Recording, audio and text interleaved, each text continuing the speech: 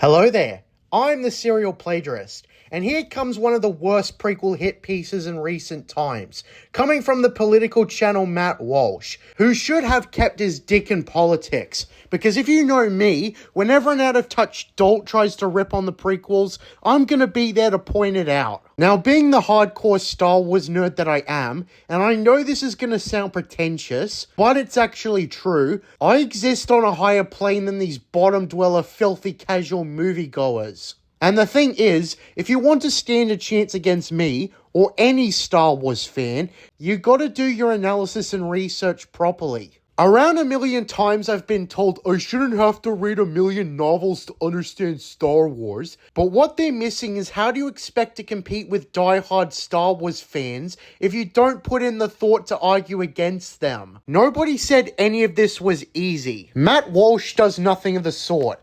He rips on Revenge of the Sith, unironically oblivious that next to everyone saw Revenge of the Sith in theaters, and breaking records for a re-release, and assuming people don't want to see the film? Has this guy been keeping up with Star Wars at all? Or is he just guessing? Let's play the video and find out. This movie is outrageously, offensively bad. You could make a case that it's like the worst film ever made. Well, despite what my critics may claim, I think I am actually a good dad. Jesus, have people been accusing you of spanking your kids a little too hard? I love my kids. I make sacrifices for them. I sometimes even subject myself to unspeakable tortures for their sake. Revenge of the Sith is one of those tortures? This guy sucks. And that's what I did over the weekend when I took some of the kids to go see the 20th anniversary re-release of Star Wars Revenge of the Sith in theaters. It was making bank, and it's a mystery how you don't know that. I hadn't seen the film since it first came out, and my initial experience with the movie was such that I had no desire to ever experience it again, but I didn't count on one day having children of my own who somehow would become diehard Star Wars fans. Yeah, I'm calling it. This guy came from the planet Pluto. Something I really hate about this review is that Mr. Walsh here never references asking his kids what they liked about the movie, and so he ends up just making guesses about what they liked about it. I don't know how this happened. I'm not a Star Wars fan. I didn't pass this fandom down to them. Do you even like Star Wars at all? Because I'm pressing X to doubt here. I don't come from a Star Wars family. My own dad was not a Star Wars fan. He was more of a Star Trek guy. Trekkies are usually terrible Star Wars critics, because what usually makes good Star Trek does not automatically make good Star Wars. Maybe that's the problem, I wonder. That never really clicked with me either. I have no affinity for any sci-fi franchise with the word star in the title. Ugh. This guy is worse than one of my primary school teachers who was so uninterested in Star Wars, he nagged me for being a nerd. We've reached a low bar. I am, however, a fan of the actual stars. You know, why watch Star Wars when you can look up at the stars at night and see the great cosmic pageant that God himself has written, produced, and directed for us? That's what I've tried to tell my kids, to no avail. Are you being serious? There's a huge contrast between wars in the stars and literally lying down and looking at the night sky. You can tell this guy has no interest in Star Wars whatsoever. Not even the original trilogy. And again, he doesn't ever ask his kids what they think of Star Wars, why they like it so much. I gave this speech to my son once, and he said, yeah, but God didn't make lightsabers. Damn straight. And I said, okay, good point, but don't talk back. You're grounded. Yeah, I think that's why people think you're a shitty parent. And in any case, whether through some sort of genetic anomaly or more likely through pro-Star Wars brainwashing from their mother, who my kids are now Star Wars fans. You sound eerily like Cosmotard Variety Hour. He is quoted as saying that you have to be brainwashed to like the prequels, and then gives no reason why the alleged subliminal messaging didn't work on him. And they really wanted to see the third film in the prequel series in theaters. You know, whenever people call it the prequel series and not trilogy, you know you're in for an inept reviewer. Which has just been re-released, and so I agreed. And after suffering again through the entire 9-hour runtime, or what felt like it. Ha! I wish it was 9 hours. I can confidently say that Revenge of the Sith is even worse than I remember. Like a lot worse. I doubt you actually remembered it all, the rate we're going. I remember it as a boring, miserable film, but I guess I'd blocked out many of the details, subconsciously attempting to save myself from reliving the trauma. Yeah, I called it. You don't even remember the film, for fuck's sake. This movie is outrageously, offensively bad. You could, and I'm not saying this for effect. You could make a case that it's like the worst film ever made. Wow, this guy is so out of touch. He thinks Revenge of the Sith is the worst of the lot. Usually prequel haters target The Phantom Menace or Attack of the Clones far more, but not Matt Walsh. The last time someone said Revenge of the Sith was the worst, it was Confused Matthew, and that was over 15 years ago. And sad to say, it's competing with more than one other Star Wars title for the top of that list. Are you talking about The Phantom Menace, Attack of the Clones, The Last Jedi, or The Rise of Skywalker? He doesn't specify. And that's part of why this review is so out of touch. He put no research into what the fanbase even thinks of these movie rankings. Revenge of the Sith, in reality, competes for the top spot. Everything about it is bad, except the score. The score is pretty good, but not enough to rescue the film. If John Williams made a score for a video of a dog taking a dump, it would be slightly more entertaining than it would have been without the score, but it would still be a dog taking a dump. And this film is the cinematic equivalent of that. We're 2.5 minutes in and this guy has completely lost his mind. First of all, as many people have pointed out over the years... Some buffoons, you mean? But I must reiterate, the dialogue is atrocious. George Lucas, it would seem, has never heard humans speak. He writes dialogue like I imagine an alien would write dialogue if the only thing he knew about the human race he learned by watching daytime soap operas. Prequel hate cliche number 1, bad dialogue. Typically with cherry-picked citations of scenes with next to no context. There is not one moment where the script reaches even like a C grade. It is the worst dialogue I've ever heard in a mainstream Hollywood film. It is shockingly bad. This guy must have written the prequel haters' textbook of cliche talking points. It's not even that he's making the same arguments. He's literally reciting the arguments word for word, the same as any other prequel hater. The only more repetitive group is the Flat Earth community. Last summer, my kids used one of our phones to make a movie, as they called it, where they pretended to be pirates or something. And the dialogue in their 3-minute pirate movie was better than anything George Lucas came up with. I want to see this pirate movie you're talking about. Maybe you should release that and let Revenge of the Sith fans like me be the judge. So just to give one infamous example, in a scene early in the film, Anakin, played with the charisma of a metal folding chair by Hayden Christensen, screw you, goes up to Padme, played by Natalie Portman, and says, "You're so beautiful." And then Padme responds, "That's because I'm so in love." To which Anakin says, "No, it's because I'm so in love with you."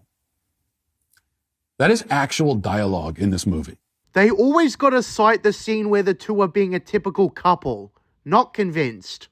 It commits every sin of bad scriptwriting. It is clunky, it's on the nose, it doesn't sound natural at all. Humans do not speak this way. Yeah, nah. One only has to look at how Elliot Rodger talked in his delusional Day of Retribution video. He was trying to sound threatening in this video, keep in mind, but he sounded like an out-of-touch arse clown. And that's what he was, blaming anyone and everyone for his petty problems, and he decided to kill people over it. The point is, neither Anakin nor Padme have optimal social skills, especially in regards to relationships. Nobody talks like this is the most overplayed, incorrect argument about the prequels ever. Because actually, people do talk like this, just not highly social people. These two characters have to keep their relationship secret, and their upbringings only adds to that. Even humans in galaxies far, far away, unless they're living on planet Cheeseball in the lame dork galaxy, this is not how humans or any other species of sentient life forms speak or would speak. This is just overplayed as hell. And what do you know? He doesn't really assess the dialogue aside from saying nobody talks like this. It's the most worthless bargain bin argument ever. One of the most basic principles also of scriptwriting is to show, don't tell. This is scriptwriting 101. From what I learned, it's some of the most overrated advice in storytelling ever. because sometimes telling is more efficient than showing, especially when it comes to pacing. Because describing absolutely everything that happened and having next to no regard for passage of time and unimportant events can harm a story. Point is, that's not even universally true. The absolute worst way to convey a character's emotions is to just have him say it. So a clever writer, or even just a professional one, knows how to bring us into the character's mind without having him broadcast it. And so if you're telling us if you're trying to tell us that Anakin thinks Padme is beautiful and Padme is so in love, there are like a million different scenes that any decently creative and literate person could come up with that get that message across. This is also why I don't like reviews as short as this. They absolutely failed to get into the meat of the movie. The whole scene he's referencing isn't even anyone's favorite scene in the movie. It's just a scene meant to set up how happy Anakin is with his life and his bright future before he starts getting the visions and whatnot. Instead, George Lucas just writes on the page, and then Anakin says, "You're beautiful." And Padme says, "I'm so in love." And Anakin says, "No, I'm in love." And Padme says, "No, I'm in love." And then they kiss. And then after they kiss, they both say at the same time, "I'm in love." And this way, the audience will understand that they're in love. I mean, that's literally how the script was probably written. It was written like somebody was transcribing the off-the-cuff ramblings of a 5-year-old. Maybe you should watch the behind-the-scenes featurettes, and you might just find out. It's actually kind of strange that most prequel haters don't actually try to find dirt on George Lucas behind the scenes. It's always just assumptions that are treated as reality, because every prequel hater ever said so. Like, the whole idea that George Lucas was arrogant enough that he think he needed no help is factually incorrect. He was left in a tough spot when he asked several directors to help him with the prequels, and they all turned him down. The entire movie is like this. There is not one line of dialogue that sounds authentic, much less clever. You pick out the most insignificant line and say the whole movie is like that. Straw man. And to make matters worse, the acting is uniformly bad, in some cases grotesquely bad. I remember when the idiots at the Razzies nominated Hayden for Worst Supporting Character, even though he played the main character. That's how you know they didn't even watch the movie. Now, granted, the actors were given the impossible task of delivering George Lucas dialogue, which is the modern film industry equivalent of like pulling the sword from the stone. There may be some actor out there in the world who can make this crap sound good, but he's never stepped forward. His existence is only a legend. You didn't even like Ewan McGregor and Ian McDiarmid. That's heresy. Maybe Daniel Day-Lewis could do it. I'm not sure, but I do know that Hayden Christensen can't. Neither can Natalie Portman, Ewan McGregor, Samuel L. Jackson. So far, this review is just ramblings with no examples with context to back it up. Prequel resurgence, when it picked up, were easily able to dispute these stupid arguments against the movies. Who are all terrible in this film.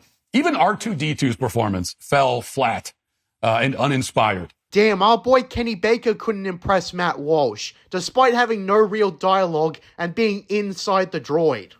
Reportedly, I read this, that George Lucas wanted to cast Tupac in the role that ultimately went to Samuel L. Jackson. Actually, that's only half true. Tupac did look into auditioning for The Phantom Menace, but it isn't known if it was for Mace Windu specifically. That's just an assumption, given the role at the time was colorblind and anyone could have been Mace Windu, but Samuel L. Jackson won the audition.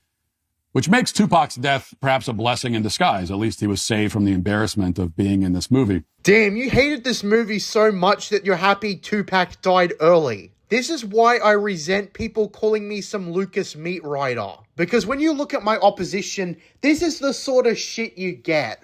So we've established that the acting and dialogue were terrible. Many apologists for the film, and I've heard this in just since yesterday because I tweeted about this, and a lot of people were very upset, as you would expect, that I thought the movie was bad. But what I found is that a lot of people were conceding both points. I don't. But then claiming that the movie is still good. Now, of course, saying that a movie has bad acting and bad dialogue but is still good is like if you ask someone their opinion of the local Italian joint and they say, well, the customer service is terrible and the food tastes bad, but overall, it's actually a great restaurant. Yeah, I want to see those tweets. I can imagine the way they described it was closer to a somewhat clunky experience that shined through despite its faults. Because it excelled at showing the tragic story of Anakin's descent into Darth Vader. That's typically what I see with people who see this as an 8 out of 10 movie or whatever. Now, being my favorite Star Wars film, I thought it was great. Criticism surrounding the story, like Padme being sidelined, doesn't ruin the experience at all. Because let's face it, Obi-Wan and Anakin's stories are far more interesting anyways, which is why I'm indifferent to it. A character being sidelined in a sequel, after all, doesn't mean that the movie doesn't work by default. Obi-Wan was sidelined in the original trilogy, you could argue, after A New Hope, and that didn't ruin anything. By definition, it cannot be a great food service establishment if it fails in the areas of both food and service. Can I see the tweets, please? Because I think you're just interpreting them wrong. And a film cannot be good if it's poorly written and poorly performed. What's left to make it good? What could possibly rescue a film if both the guy who wrote it and the guys who acted in it have failed in their jobs? I have to ask you if you ever asked them that question. They might have had a practical answer to give, or maybe you're just misrepresenting them. Now, you might want to say, well, the acting sucks and the script sucks, but at least the action is good. I would submit that a poorly written and poorly performed film with good action is still on balance a bad film, but as it happens, this movie doesn't have good action scenes. Let me guess, too long for you? The action scenes are long and busy and lots of things happen in them, but they are not good. Yeah, I kind of called it there, didn't I? This is what I thought the first time I saw this video. I mean, the fight choreography is terrible. Heresy! It's clumsy and nonsensical and uninspired. Many of the Jedis who are supposed to be like intergalactic ninjas, like the Karate Kids of the cosmos or whatever, have shockingly bad reflexes. I mean, Revenge of the Sith features some of the slowest fight scenes I've ever seen. There's a scene where Emperor Ovaltine, or whatever his name is. Yeah, this is why I cannot take this review seriously. Rule number 1 of criticism. If you can't accurately recall the thing you're critiquing, don't critique it until you're ready to. Who I guess is not an emperor yet in this, but he fights off a group of Jedis who came to apprehend him. And the actor who played Ovaltine was... I'm starting to wonder if this guy is just pretending he forgot Palpatine's name on purpose. If yes, you sound like an idiot. If no, well, I don't want to say the word again. He's in his mid-60s, and he moves like it. And yet, despite swinging the lightsaber with all the speed and vigor of a retiree playing softball, he still easily dispatches like multiple Jedi warriors who are supposed to be, the greatest warriors in the universe. And in just with a casual, flick of the lightsaber, they're dead. That's it. Okay. Palpatine takes down 3 background Jedi and has a duel with the one who actually has characterization. So what? And the fight scenes are also funny because they use stunt doubles or CGI to have the Jedis do flips and random like mid-air 360 corkscrews like Simone Biles for no obvious strategic reason. But for the rest of the time, they have the actual actors, I guess, doing the moves. So we're treated to the spectacle of fighters who can jump and flip like Olympic gymnasts. But when they're not jumping, they move like these clumsy old dudes. You could at least pirate the movie and point this out to us frame by frame, So the action isn't good. Script isn't good, acting isn't good. What's left?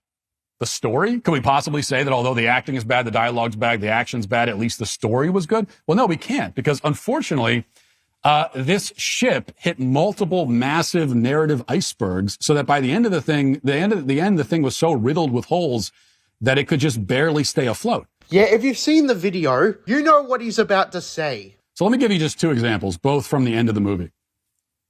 In the climactic battle sequence between Anakin and Obi-Wan Kenobi, which takes place on a lava planet for some reason. I don't remember why they went to a lava planet.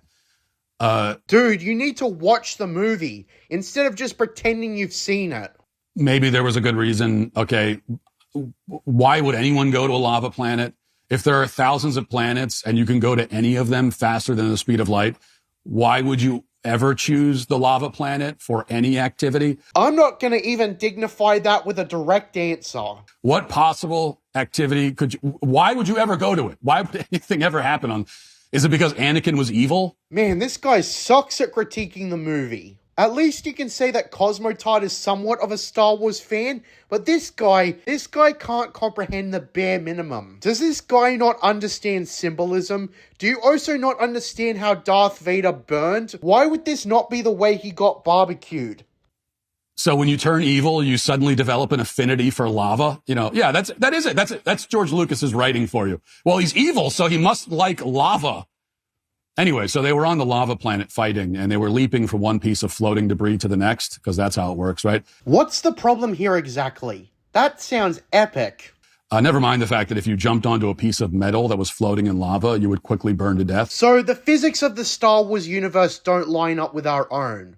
Big deal. But that's not the point. The point is that this scene ends with Obi-Wan Kenobi jumping off of one of the lava rafts and onto a gently sloping hill. And then he turns back to Anakin, who's still floating on the lava, and says, "It's over. I have the higher ground." Oh, you misquoted the movie. How could you?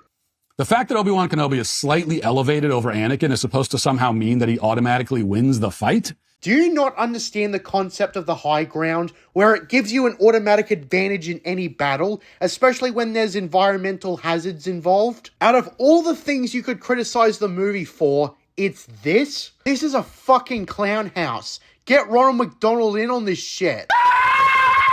Also, no, it doesn't mean he automatically wins the fight. Except that Anakin just 5 seconds earlier had leapt like 30 feet in the air with effortless ease. So even if the higher ground is decisive, he could easily just jump higher than Obi-Wan Kenobi was standing. Or he could walk up the hill and continue fighting. This is a wide hill. Anakin could jump to any spot on the hill where his opponent is not standing. Do you not understand that Anakin was really hot-headed at this point, and that led to an arrogant mistake where he thought he could leap above Obi-Wan and finish him once and for all? It's clear that Obi-Wan was playing the long game, waiting until Anakin, or should I say Darth Vader, made a lethal lapse in judgment that cost him dearly. Or he could float down a ways and jump onto a different hill and then continue the fight. There is no reason why Obi-Wan Kenobi standing on a hill should have ended the fight, unless Anakin did the one thing he decided to do, which was to jump directly over Obi-Wan's head so he could just casually reach up and cut his legs off. And that's how it ends. I've already explained all this shit. This is the most nitpicky, petty gripe you could have on a film ever. How does this affect your enjoyment of a film, or affect the story in a way where it's a detriment? The whole sequence with Anakin just presenting his legs to be cut off. Here you go. It made no sense. You make no sense. Also, there's this problem. This is the last thing. The whole reason that Anakin turns to the dark side is because he had his visions that his wife, Padme, was going to die. Ovaltine promises him that if he goes to the dark side, he can stop his wife from dying. Yeah, and then, which by the way, is not a bad concept. Like that idea is not a bad idea. And then right before the final battle, Anakin seemingly chokes her to death himself. And this could work in a tragic sense. He turned to the dark side to save his wife, but then he ended up killing her.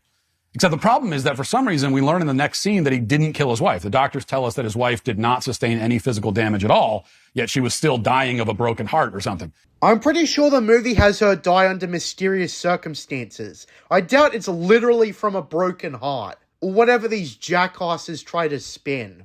So rather than having the tragic ending of Anakin killing the woman who he was supposedly trying to protect, for some reason, Lucas pulls the punch so that the whole choking incident was irrelevant. Except for the fact that Anakin had fallen so far that he choked his own wife. Husband of the year. And now we have Padme giving up on life because her lame goth boyfriend turned evil. Here's to Matt Walsh taking the movie too literally. So instead of her dying a tragic death, she turns out to be a selfish coward who's not motivated to live for the 2 children she just gave birth to. Even if we accept the idea that Padme literally lost the will to live, the past few hours have been pretty fucked up. Her husband choked her, knocked her unconscious, and now she's in labor. Yeah, try dealing with that. Maybe you could relate to your own wife. And then we cut to the next scene where Darth Vader finds out that Padme died and then throws his hands in the air and shouts, "No."